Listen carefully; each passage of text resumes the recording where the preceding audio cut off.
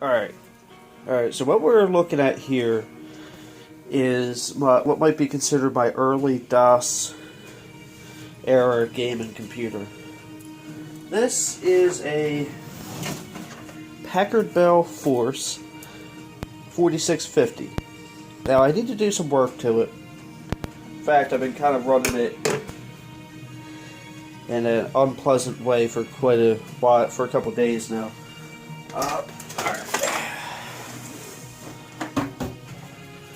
I've been running it with this kind of hanging out the side for a couple days. I'm going to show you what I ended up doing here.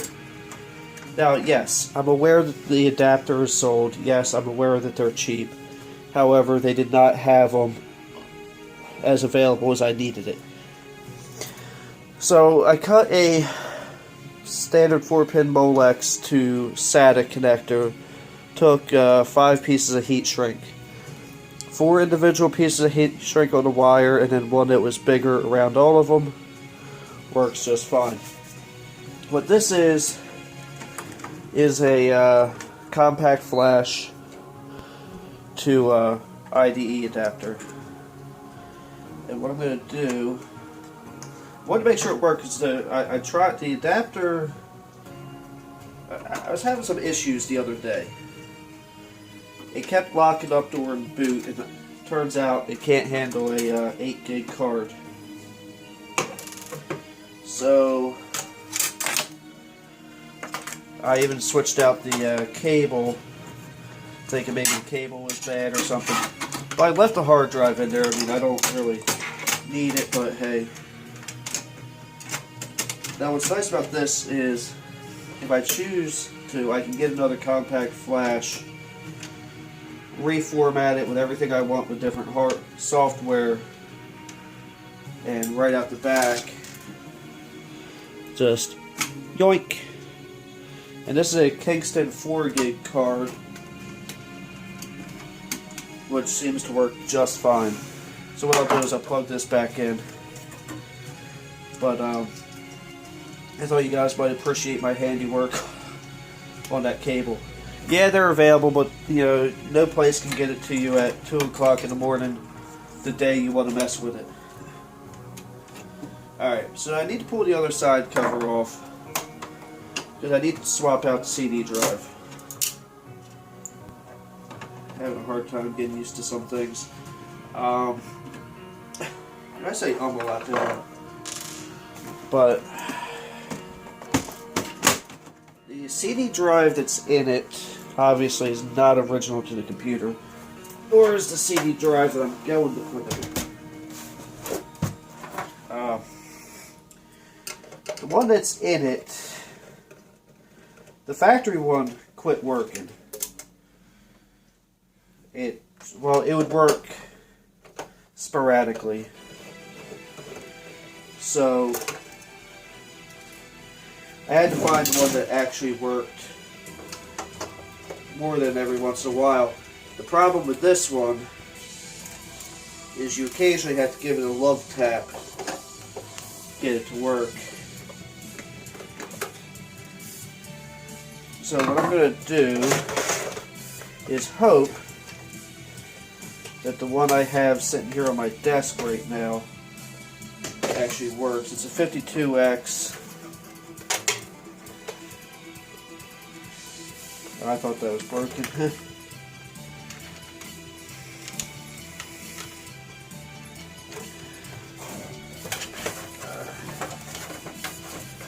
Come back.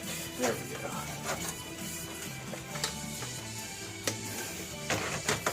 And this is slightly more matching to the rest of the computer.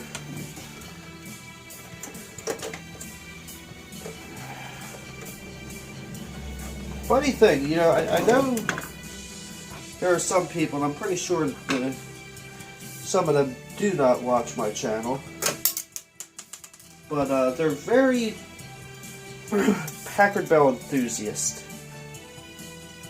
about everything Packard Bell, and I do appreciate the help that I received in trying to get the Packard Bell software for this. And I did a video on it because I could get just enough help to barely get anything done. Because I'm not part of a clique. And I don't want to be part of a clique. And it was actually getting kind of frustrating. But wow, that made it all over there. So I did get the Packard Bell software on there, which you saw. Nobody would really help me on it because I'm not a Packard Bell fanatic. I just wanted to see what it would run like. And I gotta be honest with you. This thing was painfully slow.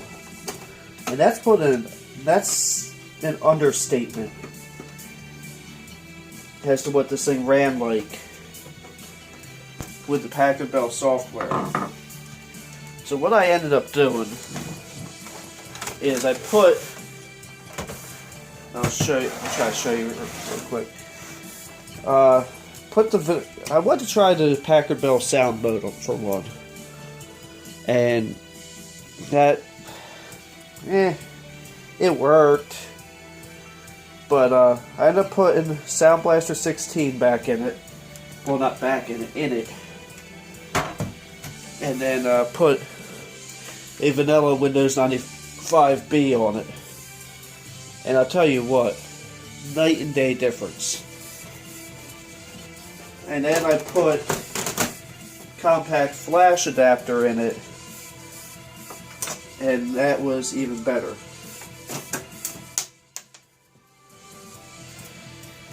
You know, I understand if you want to keep something completely original.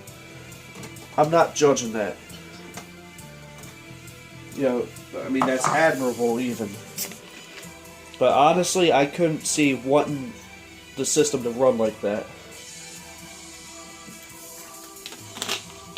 Sorry. It's due time.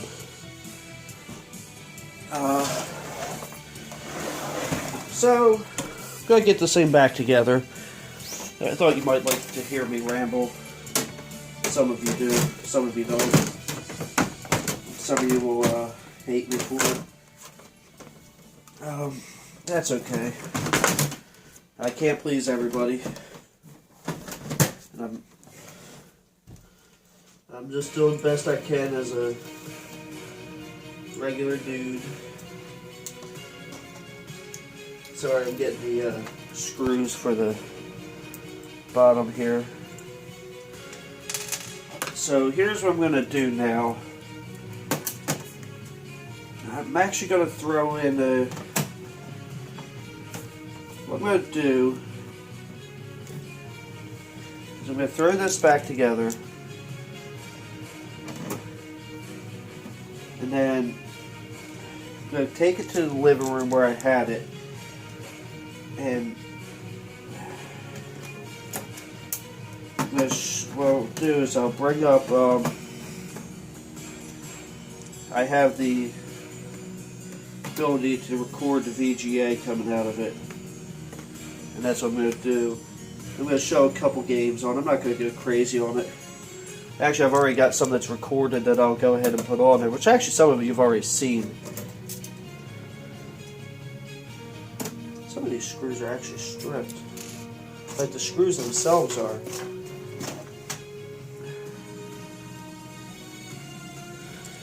Like that one was actually...